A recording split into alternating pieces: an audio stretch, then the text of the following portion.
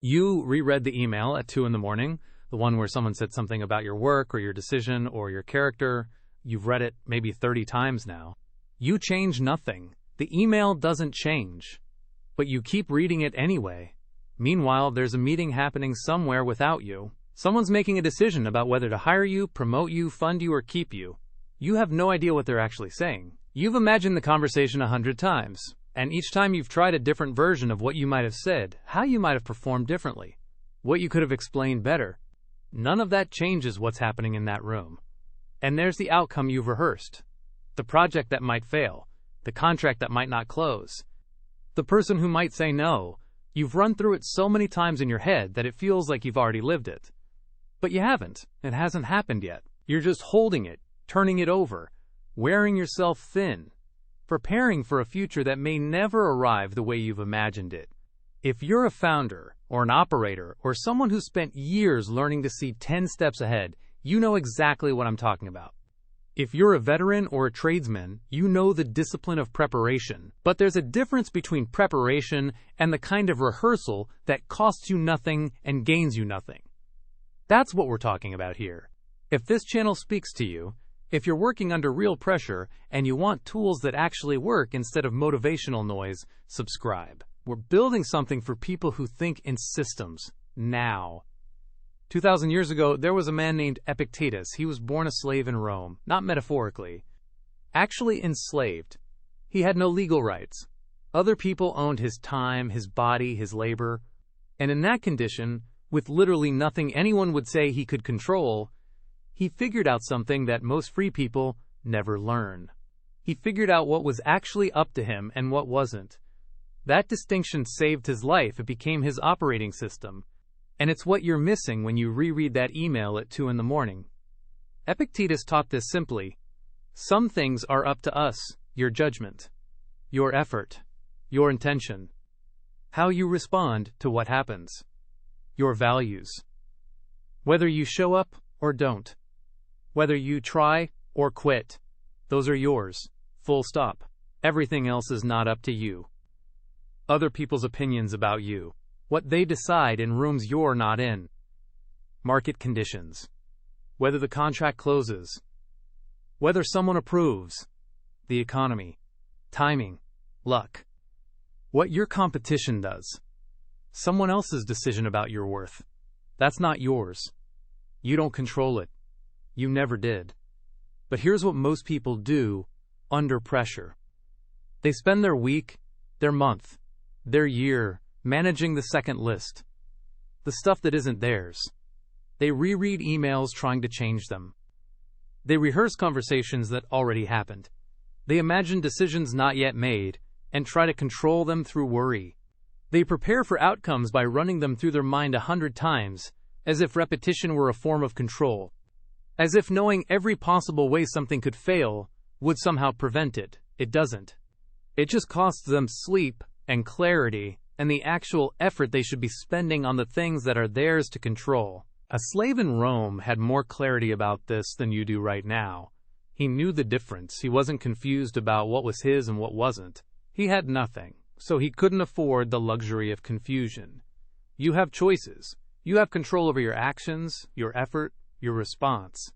But you've been spending that control on things that were never yours. That's the leak. That's where the pressure becomes unbearable.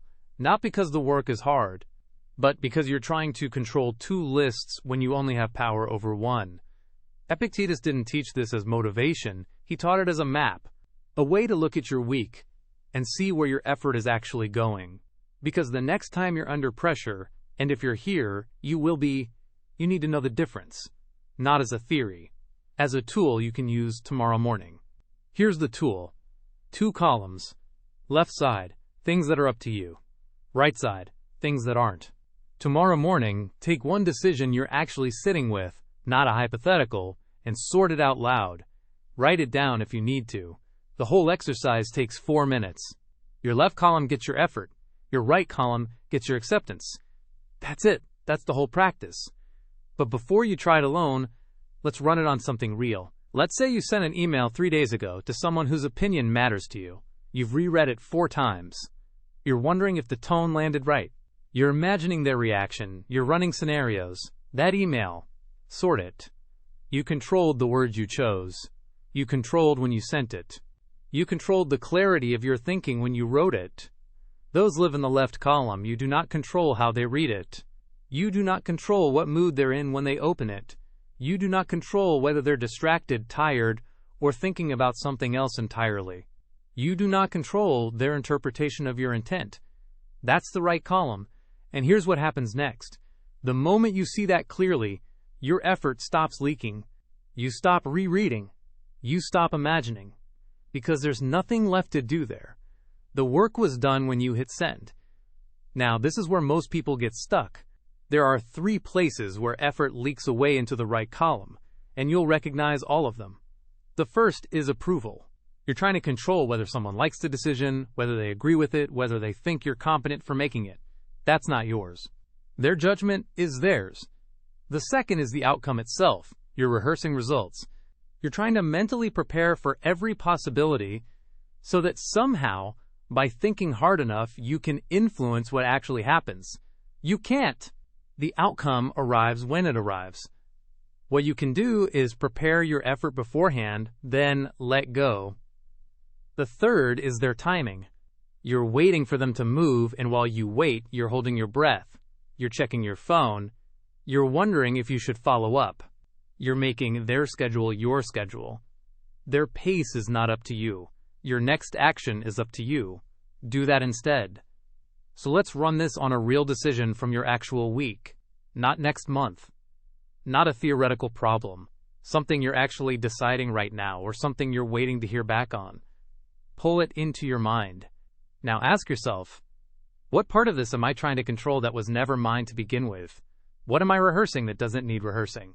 What outcome am I holding in my chest like I can somehow squeeze it into existence? Because the moment you name it, you can put it down. You can move your effort to what's actually yours, to the quality of the work, to showing up prepared, to saying what you mean clearly, to doing the next right thing whether or not you can predict what happens after. That's where your real power lives. Not in controlling the uncontrollable, not in managing other people's thoughts, but in executing what's yours, completely, and then letting the rest unfold. Epictetus taught this because he lived it. He couldn't control that he was born enslaved. He controlled his response. He controlled his effort. He controlled his thinking. And that made him free while he was still legally a slave. You're not enslaved. You have more choices than he did. But you're still spending effort on things that were never yours. The sorting test just makes that visible. So run it tomorrow morning. Take 5 minutes before the day starts. Write 2 columns. Put your decision on the page. Sort it honestly. And then build your day around the left column only. That's where you belong. The rest will sort itself out without your help. And when it does, you'll already be focused on what's next. Because that's what operators do. That's what people under real pressure learn to do. They move. If you find this kind of thinking useful, subscribe so you don't miss the next one. And I'm curious, what's one decision you're sitting with right now where you know you're trying to control something that isn't yours? Leave that in the comments. Not the whole story, just what you're holding on to that you shouldn't be. It might help someone else see their own pattern. Thanks for watching.